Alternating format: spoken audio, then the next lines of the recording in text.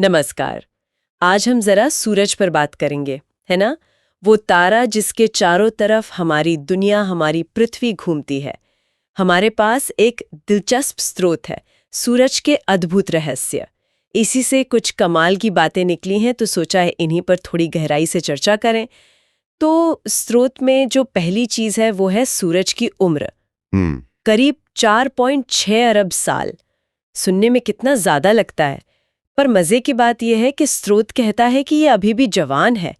मतलब इसके पास जलने के लिए अभी भी कोई 5 अरब साल बाकी हैं, है ना कमाल? हाँ, ये जो टाइम स्केल है ना, ये सच में दिमाग घुमा देता है। 4.6 अरब साल पुराना। और फिर भी खगोल विज्ञान की भाषा में कहें तो ये अपनी मेन सीक्वेंस यानी कि सबसे स्थिर अवस्था में है।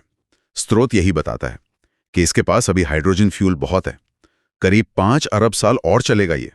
और देखिए, यही लंबी स्थिरता, यही शांत दौर, इसी की वजह से पृथ्वी पर जीवन पनप पाया। अच्छा, तो मतलब ये जो स्थिरता है ये हमेशा नहीं रहेगी? नहीं, बिल्कुल नहीं।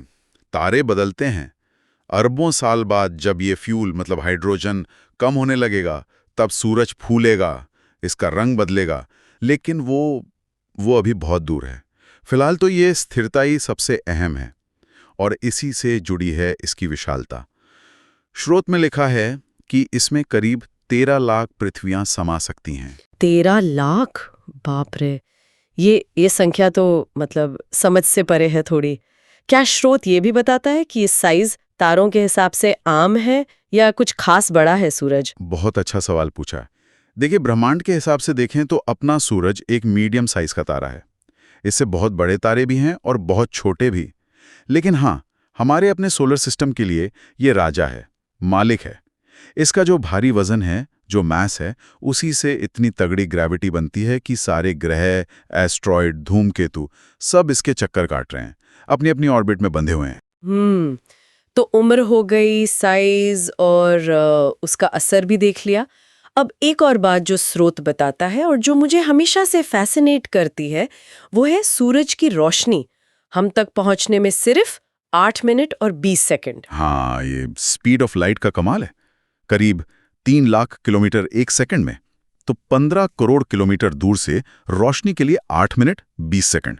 सुनने में तो बहुत तेज लगता है, पर इसका एक और मतलब है, थोड़ा गहरा, और शायद स्रोत उसी तरफ इशारा कर रहा है। मतलब ये कि जब हम सूरज को देखते हैं ना, तो हम उसे वैसा नहीं देख रहे होते जैसा वो ठीक उसी पल में है। हाँ, तो कैसा देखते हैं? हम उसे वैसा देखते हैं जैसा वो 8 मिनट और 20 सेकंड पहले था। ओह, अच्छा, तो हम हमेशा सूरज का पास्ट देख रहे होते हैं। थोड़ा सा ही सही, पर है तो पास्ट ही। बिल्कुल, एकदम सही। और ये सिर्फ सूरज की बात नहीं है। रात को जो तारे दिखते हैं ना, उनकी रोशनी तो हम तक आने में सालों, हजारों साल, यहाँ तक कि लाखों साल लगा देती है। जी। तो हम उन तारों को वैसा देखते हैं जैसे वो तब थे जब उनकी रोशनी चली थी। ये एस्ट्रोनॉमी का एक बेसिक लेकिन बहुत गहरा कॉन्सेप्ट है। हम यूनिवर्स को हमेशा उसके बीते हुए कल में झांकते हैं। मतलब अगर सूरज में अभी अचानक कुछ हो जाए, कोई बड़ा धमाका या कुछ, तो हमें पता भी 8 मिनट 20 सेकंड बाद चलेगा। बिल्कुल सही, एकदम यही बात है। शुक्र है कि अपना सूरज अभी बहुत स्टेबल है, बहुत शांत है। पर हाँ, सिद्धांत यही कहता है, ये लाइट की स्पीड की लिमिटेशन है। वाह! तो आज हमने सूरज के अद्भुत रहस्य से क्या-क्या जान लिया कि सूरज कितना पुराना है पर फिर भी अपनी जवानी में है, कितना ज्यादा बड़ा है, कैसे उसकी ग्रेविटी ने हमें बांध रखा है और कैसे उसकी रोशनी हम तक उसके अतीत की एक छोटी सी झलक लाती है। ये सब मिलकर एक बहुत ही कॉम्प्लेक्स और शानदार तस्वीर बनाते हैं। हाँ, बिल्कुल।